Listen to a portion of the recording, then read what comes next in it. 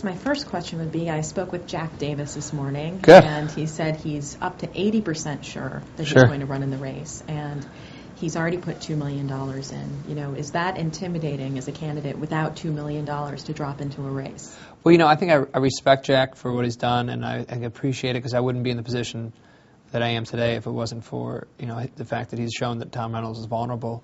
I think that one of the interesting things that we've received as we've gone out and campaigned, and I'm talking to voters all across the district, is the reason that Jack didn't win last time is because he wasn't out there doing the work. He wasn't out there doing the grassroots efforts or even talking to voters. So while that is, obviously, he's his own man and has to make a decision, we're hoping still that with the endorsements that we've received so far and the continued support that we're getting, that Jack will still back us and back me in the long run. To look at the issues, you mentioned a couple. One, the obvious one, given your background, being the war in Iraq. Sure. Talk to me a little bit about how your experience you think has informed your thinking on it. Well, you know, before we get into that, I think one of the interesting things about, as an Iraq vet, it's obviously the passion that got me into this. But when we talk to voters, I let Iraq be the elephant in the room because the number one issue in Western New York is jobs. Mm-hmm. And the number 2, 3, 4, 5, 6 issues are jobs and healthcare and how it affects jobs. But I'm happy to talk about Iraq because it's something that, obviously, I was very disheartened by my experience in Iraq. I was there from May 2003 to July 2004, both in Baghdad and Najaf, and I saw the loss of opportunity that we had because of a lack of planning, mm-hmm. because of a lack of leadership.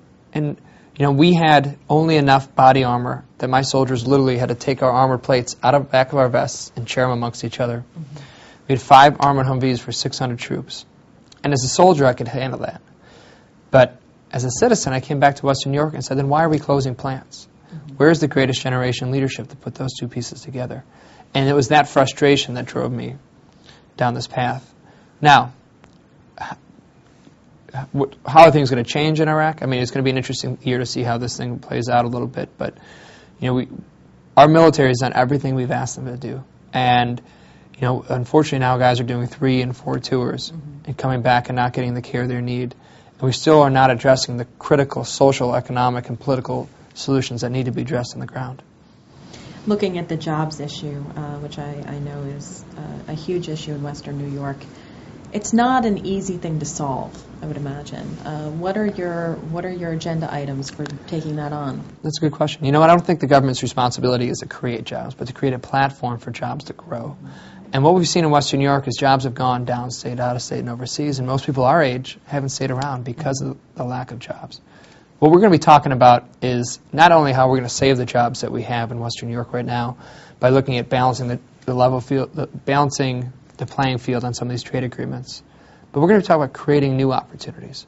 You know, there's some great things happening at the University of Buffalo and the University of Rochester in the biotech and medtech fields, but there's also going to be a push in the 21st century for alternative and sustainable energies, and Western New York has a chance to be on the front end of that. We're going to talk about turning the Rust Belt into a green belt because we have more fresh water than any region in the world. Mm-hmm. We have a highly educated workforce. We have a wonderful agribusiness and agriculture community. And transportation-wise, we're a strategically located city. So we could be the hub for this next push, and those are the type of ideas we're going to bring into Western New York. And now, looking at kind of the larger picture, Davis and Reynolds and even Kreisen have argued, you know, you're a young guy. Sure. You know, you haven't held a business job per se. You know, what experience do you have in terms of running something of this, you know, running a campaign, managing the money, doing all of Sure. that? I was responsible for a significant sector of Baghdad as a 24-year-old platoon leader. You know, 40 men in life and death situations, and we were responsible for the reconstruction of that area.